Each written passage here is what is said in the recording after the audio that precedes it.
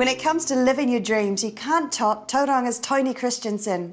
He's competed in motor events around New Zealand, but his lifelong ambition has been to take his dragster to 200 miles per hour. Attitude was with Tony on the Salt Flats in Bonneville when he finally set about achieving that goal.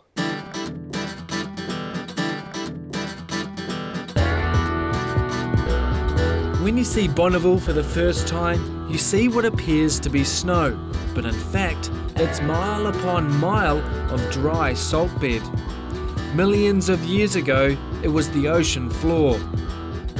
Every year, the salt is kicked back to life by people who come from all over the world to test their wits and engineering skills by racing across the salt at incredible speeds. The vastness of this place is just awe-inspiring, really. It feels absolutely extraordinary to be here.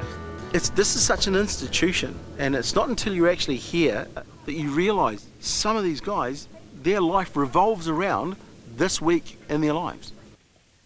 I'm here to do whatever I can do, but the goal, and it always has been from the moment I started this adventure, was to do 200 miles an hour. This is a lifelong dream for Tony Christiansen, a man who's built a life and his reputation pushing the boundaries. He's here to confront his ultimate motorsport challenge. He's had a 35-year love affair with motorsport, which started with a simple kart when he was 9 and had just lost his legs in a train accident.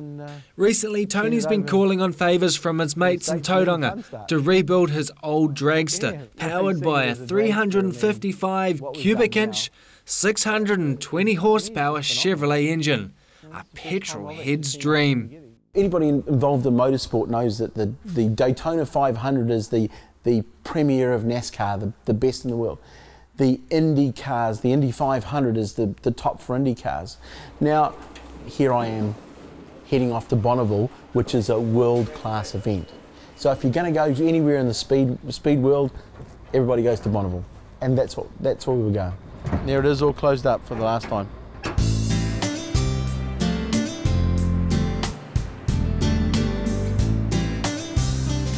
Four weeks later, Tony and his car join the early morning convoy, rolling onto the salt for the 60th annual Bonneville pilgrimage. Man, it's so hot here already, it's not even 9 o'clock in the morning. But there's work to be done. Safety is paramount. Tony's been told he has to strengthen the bracing on the car because of the speeds he'll be doing. It's already cost over $1,000 US. Luckily, his mate Pete, the mechanic, is with him. As far as motivation goes, I've always wanted to come to Bonneville, and I would not be here if it wasn't for Tony Christiansen. He's just a rocket. There's also plenty of willing enthusiasts around to help. It takes the whole day just to prep the car. Most important is the parachute needed to slow down. Right. My biggest challenge here is that we've had it briefly teched to where we are today.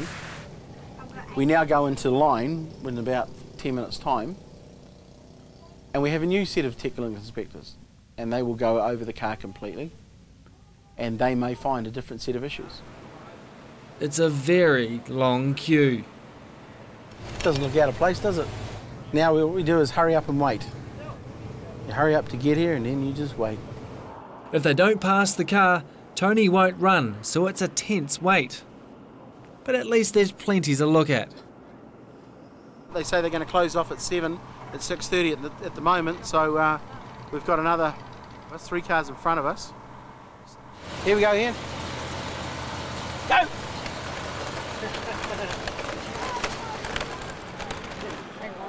We'll check you in the car too, okay? Just give him a bum a push. The safety officers don't deal with many people with a disability. Their main concern is how fast a driver can get out of the car if it crashes. How far down can you reach? How far down can I reach? Yeah, can you get down into the drive shaft or any of that, John? No. Okay. A lot of crosses there. Will it happen? Oh, we passed, boys. Oh, well, that's the biggest hurdle over. Now all we do is go fast. One young Australian has sought him out for an autograph. He met Tony at a seminar and was promised an autograph only if he came to Bonneville. Now that's a real fan.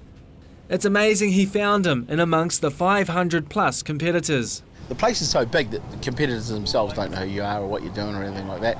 The only thing that recognises you as a driver is the yellow band as opposed to a red band. And I actually went into registration there to get my band, and she was giving me a red one. I said, no, I need a yellow one. And she says, but yellow ones are for drivers. And I said, I'm a driver. And she went, oh.